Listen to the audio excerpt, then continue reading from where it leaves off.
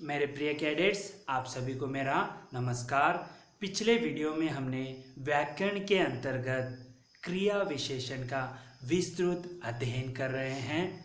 तो क्रिया विशेषण, एक जगह क्रिया है और दूसरी जगह विशेषण। चलने की जो क्रिया है उसे हम क्रिया कहते हैं।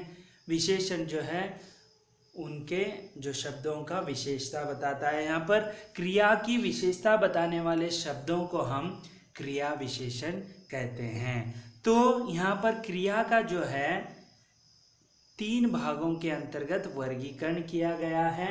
पहला है अर्थ के आधार पर वर्गीकरण, दूसरा है रूप के आधार पर वर्गीकरण और तीसरा है प्रयोग के आधार पर वर्गीकरण। तो हमने अर्थ के आधार पर वर्गीकरण जो है उसका अध्ययन कर रहे हैं। इस अर्थ के आधार पर जो है इसके तहत 4 प्रकार आते हैं, जैसे स्थानवाचक क्रिया विशेषण, कालवाचक क्रिया विशेषण, परिमाणवाचक क्रिया विशेषण और चौथा है रीतिवाचक क्रिया विशेषण। तो अर्थ के आधार पर हम अध्ययन कर रहे हैं। पिछले वीडियो में हमने जो है इसके 4 प्रकारों में से 2 प्रकारों पर विस्तृत अध्ययन किया। जैसे स्थानवाचक क्रिया विशेषण, क्रिया की घटित जो स्थान है, वो जो स्थल है उसका जो ज्ञान मिलता है उसे हम स्थानवाचक क्रिया विशेषण कहते हैं। जैसे यहाँ, वहाँ, ऊपर, नीचे, ये जो शब्द हैं आदि शब्द, यह स्थानवाचक, जो देखिए बच्चे ऊपर खेल रहे हैं, स्थान को सूचित कर रहा है। आप बाहर बैठो, तो बाहर बैठने की जो क्रिया है स्थानवाचक क्रिया विशेषण है। इस प्रकार स्थानवाचक क्रिया विशेषण का अध्ययन किया। दूसरा है कालवाचक क्रिया विशेषण।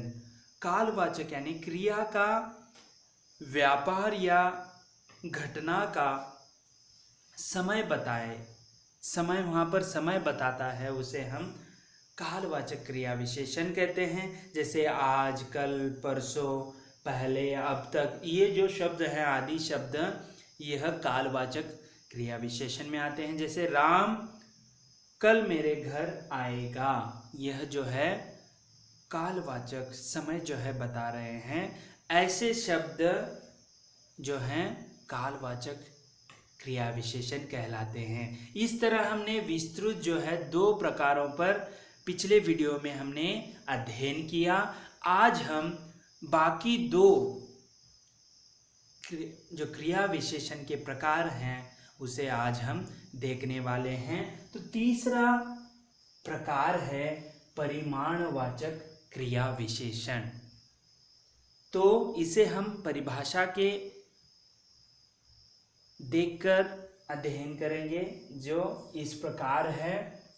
जिन अविकारी शब्दों से क्रिया के परिमाण, जैसे देखिए अविकारी यानी आपको ध्यान में आना चाहिए, लिंग वचन के आधार पर जो है शब्दों में बदलाव नहीं आता, उसे हम अविकारी शब्द कहते हैं। तो शब्दों से क्रिया के परिमाण और उनकी संख्या का पता चलता है। एक तो परिमाण है, दूसरा है संख्या। संख्या का पता चलता है, उसे परिमाणवाचक क्रिया विशेषण कहते हैं। परिमाणवाचक जो है संख्या का यहाँ पर बोध मिलता है जो क्रिया विशेषण है।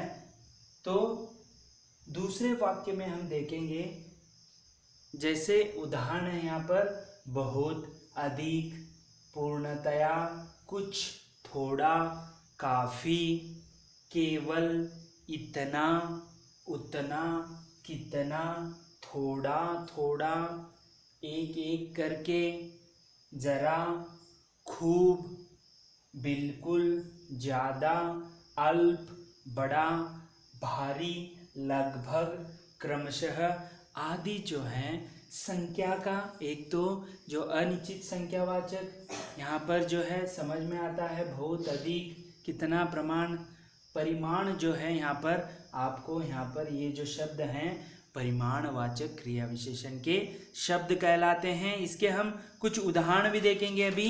जैसे कि यहाँ पर देखिए उदाहरण है,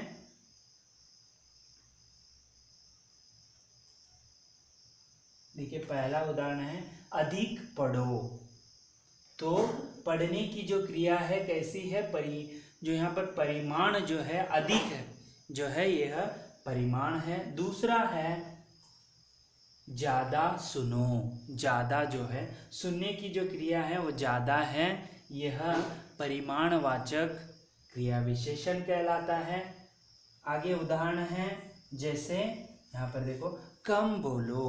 बोलने की जो क्रिया को परिमाण क्या है, कम बोलना है, संख्या यानी परिमाण जो है बता रहे हैं, कितना बताना है। उसी प्रकार अगला उदाहरण है अधिक पियो।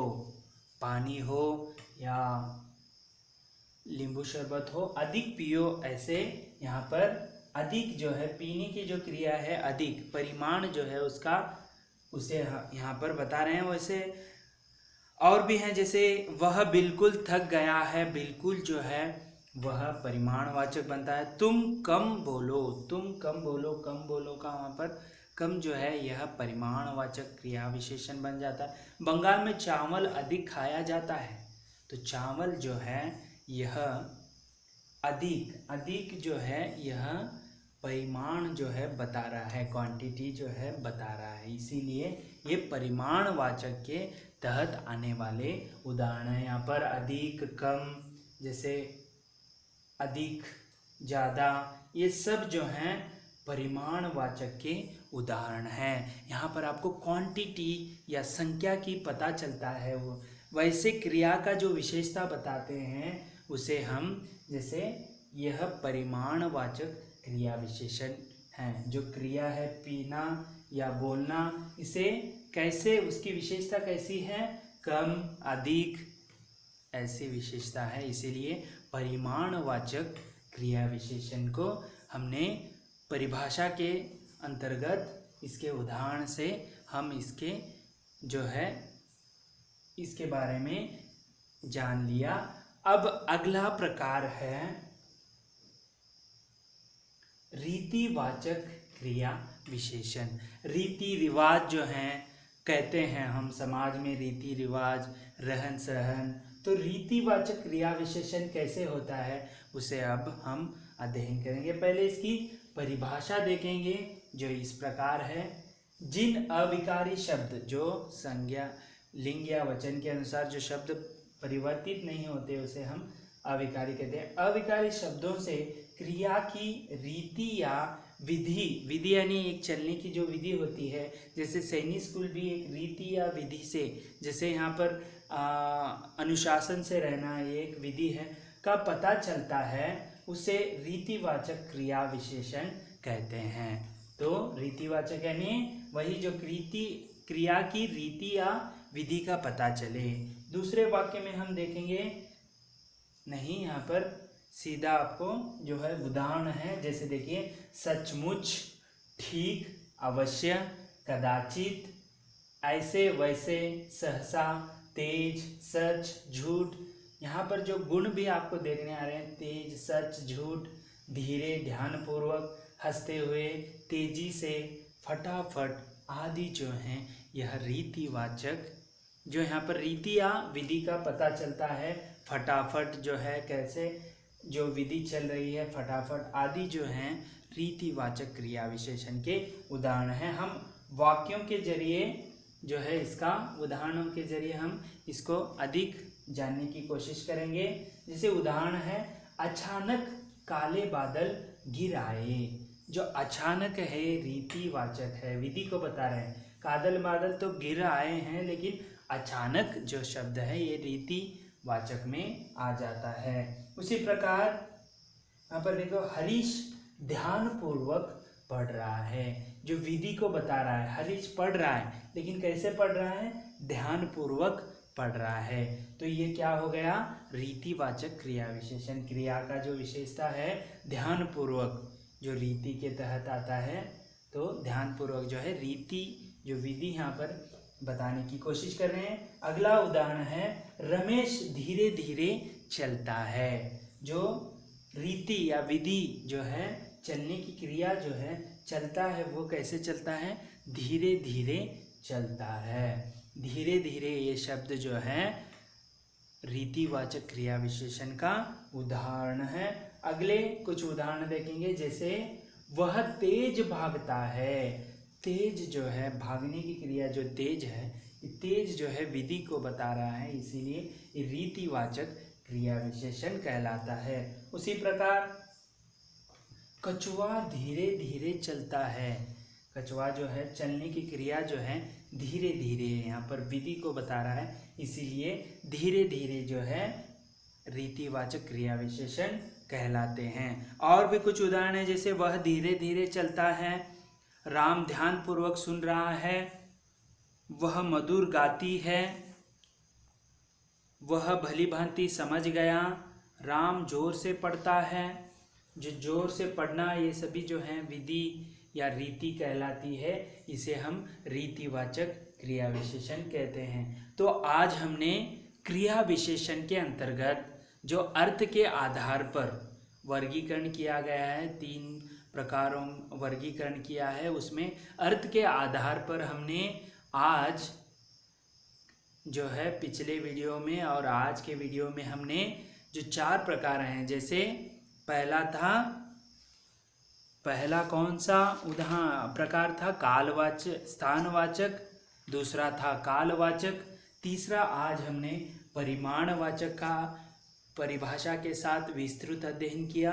उसके साथ साथ रीतिवाचक क्रिया विशेषण का भी हमने परिभाषा के अंतर्गत और उसके साथ साथ उदाहरणों के साथ साथ हमने जो अर्थ के आधार पर 4 प्रकार हैं, उनका आज हमने विस्तृत अध्ययन किया। अगले वीडियो में हम जो 3 वर्गीकरणों में से दूसरा है रूप के आधार पर किस प्रकार वर्गीकरण किया गया है, उसका अध्ययन करेंगे। तब तक के लिए धन्यवाद। आपका दिन मंगलमय हो।